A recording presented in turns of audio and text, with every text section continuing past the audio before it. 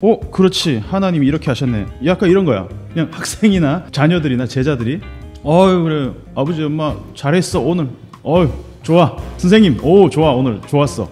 약간 이런 거. 뭐 물론 그렇게 판단을 할 수 있겠지만 그 하나님이 아버지 다 왔어. 다 왔어. 선생님 좋아.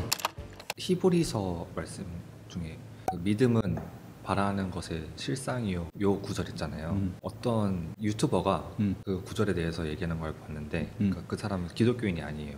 자기는 성경을 이렇게 받아들인다는 거예요.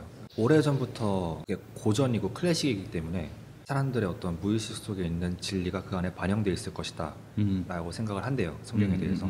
그래서 그 구절을 보면서 그 책 그냥 계속 염원하니까 네. 염원하는 게 이루어진다. 네. 믿는 대로 이루어진다. 이런. 네. 그것을 이제 자기 개발에 이제 접목을 시키는 거죠. 그 구절에 대해서 상상하고 이루려고 하다 보면 이루어진다 하면 이루어지는 거. 내 몸이 그것에 반응을 해서 정말 그걸 행할 수 있는 사람이 된다라는 그런 자기 암시와 자기 개발을 통해서 네. 그런 걸 실제로 통해서 그런 방법을 통해서 자기는 어떤 성공들을 이뤘고 이렇게 돈을 벌고 있고 나는 그래서 잘 나간다 이런 결론을 내는 그런 교훈 같은 영상이 있었는데 그걸 자기 충족적 예언이라고 그래요. 자기 충족적 예언이요. Self-fulfilling prophecy. 그러니까 그 시크릿이란 책 보면은 네네네. 그 얘기도 해요. 그런 내용이야.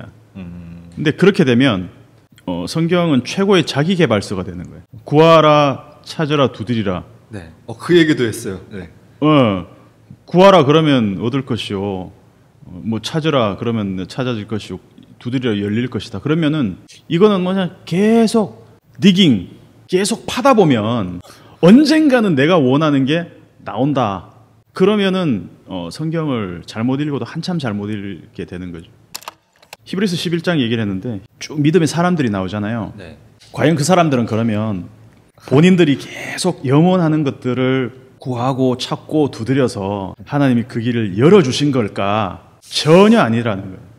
그런 개념이 아니라 히브리서 11장을 제대로 읽어보면 그런 거죠.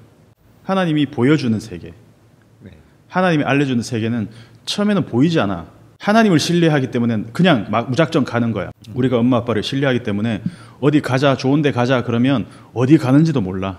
그냥 차를 타고 가는 거야. 알고 보니 포경수 사러 가는 돈가스 먹으러 가자 그랬는데. 그런 아픈 추억도 있지만 그것도 어쨌든 우리의 건강을 위해서 유익이잖아요. 유익을 위해서 하는 거잖아요. 근데 지금 유익이냐 아니냐 아직 논란이 있습니다. 지금 당장 예를 들어서 창세기 22장 네 아들을 번제로 바치라. 아브라함한테 이삭을 번제로 바치라. 그러면 창세기 22장 같은 경우는 처음에는 납득이 되지 않아요. 그죠? 자기 아들을 100살에 주신 아들을 바치라 그러니까 멀리서 그냥 바라보는 거야. 멀리서 그냥 바라보는 거야. 그 표현이 나와요. 창세기 22장에. 멀리서 보니까 뭐가 보여요? 아무것도 안 보여. 그냥 산밖에 안 보이는 거야. 희미한 거야. 내가 얘를 데리고 가서 어떤 일이 일어날지 그냥 따라가는 거야.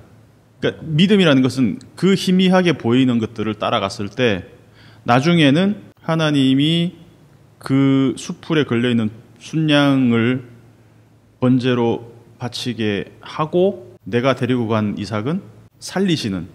그래서 그걸 눈을 들어 보니까 눈을 들여 살펴보니 이렇게 나오고 있어요. 그러면 처음에는 멀리서 바라보니 눈을 들어 살펴보니 똑같은 표현들이 반복되고 있어요. 그러니까 결국은 나중에 하나님이 이래서 나를 여기로 인도하시고 이 아이를 바치라고 하셨구나. 그러니까 하나님이 선한 뜻을 내가 이해하게 되는 거예요. 의심하고 또 반항하고 다른 길로 갔다가 결국은 그 모든 일련의 과정 가운데서 하나님이 인도하시는 가장 선한 그 길을 내가 이해한 그 과정을 믿음이라고 하는 거지. 내가 믿음의 어떤 믿습니다 하고 내가 막 눈 질끈 감고 막 나의 욕망을 어떤 믿음으로 포장해서 그걸 계속 염원하고 마음에 새기고 묵상하고 하면 언젠간 이루어진다. 이거는 굳이 뭐 하나님이 없어도 할 수 있는 자기 개발이니까 믿음은 아닌 거지. 자기 긍정, 자기 개발 그런 게 되는 거죠. 성경을 읽을 때는 일단은 두 가지 시각으로 봐야 돼요. 하나는 공시적인 관점, 통시적인 관점. 싱크로닉, 하나는 다이아크로닉. 그러니까 이런 거지. 그 시대에 그 사람들의 문화와 그 사람들의 언어로 게시된 말이라는 거죠. 일단은 모세가 모세오경을 기록했을 때는 그 시대의 사람들의 문화와 그 시대 사람들의 세계관과 그 시대 사람들의 수준에 맞게끔 히브리어 언어로 히브리 사람들에게 1차적으로는 기록된 거잖아요. 네네. 그럼 그 시대의 문화와 그 시대의 세계관들을 먼저 이해를 해야 되는 거죠. 그 다음에 성경이 진리라는 것은 그 이후에 지금까지도 성경을 모세오경을 읽는 모든 사람들이 자기가 사는 시대에도 이걸 적용할 수 있다라는 것은 모든 시대에 통시적으로 모든 시대를 통틀어서 이것이 우리에게 적용 가능한 말씀이다. 그래서 성경이 진리가 될 수 있는 거죠. 한 시대 그때는 옳았으나 지금은 틀렸다 이런 거 있잖아요. 네. 그때는 맞지만 지금은 틀리다 이런 거. 네네. 그거는 어떤 통시적인 진리는 아닌 거죠. 시대가 변했으니까 성경도 우리는 다시 받아들여야 된다. 물론 시대가 바뀌었기 때문에 우리가 새로운 눈으로 재해석할 필요는 있지만 그렇다고 해서 이 하나님이 의도하신 바가 어떤 변질이 된다거나 지금 현재 어떤 상황에 따라서 이게 다르게 적용될 이유는 없다라는 거죠. 사람이 살아가는 게 공통점이 있거든요.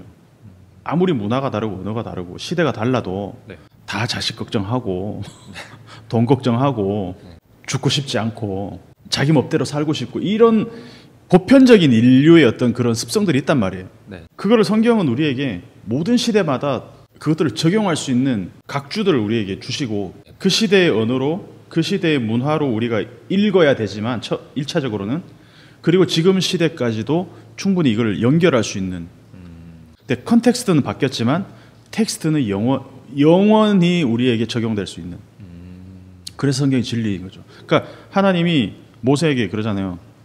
아브라함의 하나님, 이삭의 하나님, 야곱의 하나님. 이게 무슨 말이냐? 아브라함도 죽었고 이삭도 죽었고 야곱도 죽었지만 나 하나님은 그들과 맺은 그 언약으로 계속 대를 이어서 언약의 어떤 연속성은 있고 사람들은 계속 죽었지만 나는 존재한다라는 거죠.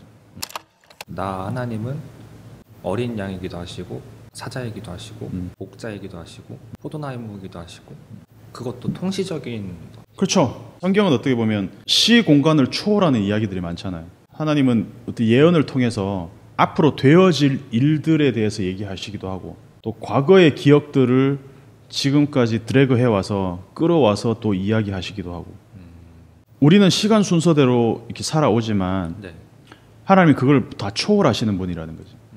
모든 게 이게 엉망진창인 것 같고 메스트업 되어 있는 것 같고 막 이렇게 불합리하고 질서의 하나님인데 이렇게 세상은 카오스냐 이렇게 불평할 수도 있겠지만 그럼에도 불구하고 그러니까 믿음이라는 것은 가장 선한 방법으로 하나님은 아무 재료나 막 집어넣는 것 같은데 막 때려 넣는 것 같은데 요리사의 머릿속에는 최고의 맛을 낼 수 있는 그게 다 요리사의 머릿속에 있다는 거죠.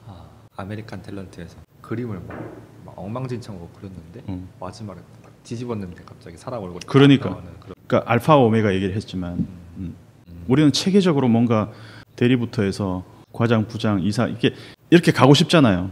어떤 그 스텝을 밟아가고 싶잖아요. 근데 막 꼬여. 남들이 진급할 때 난 진급을 못해. 남들이 결혼할 때 나는 모쏠이야. 남들이 가임기에 애기를 낳고 막 애를 키우고 있을 때 우린 불임이야. 성경에 그런 이야기들이 엄청 많잖아요. 네. 장자와 차자를 뒤집고 불임인데 막 임신을 하게 되고 오히려 왕이 몰락하고 노예가 왕이 되고 그런 것들이 노예가 자유가 되고 그러니까 사자와 어린 양 사자가 다스리는 세계 유다 자손 예수님이 스스로 사자가 되는 걸 포기하고 어린 양이 되셨다는 거죠. 그것도 어떻게 보면 아이러니죠. 사자이신 분이 어린 양이 됐다. 그래서 모든 걸 잡아먹을 수 있는 최상위 포식자임에도 불구하고 그분이 모든 것에 의해서 잡아먹힐 수밖에 없는 최하위 빅팀이 되어버리는 이야기가 성경의 이야기라는 거죠.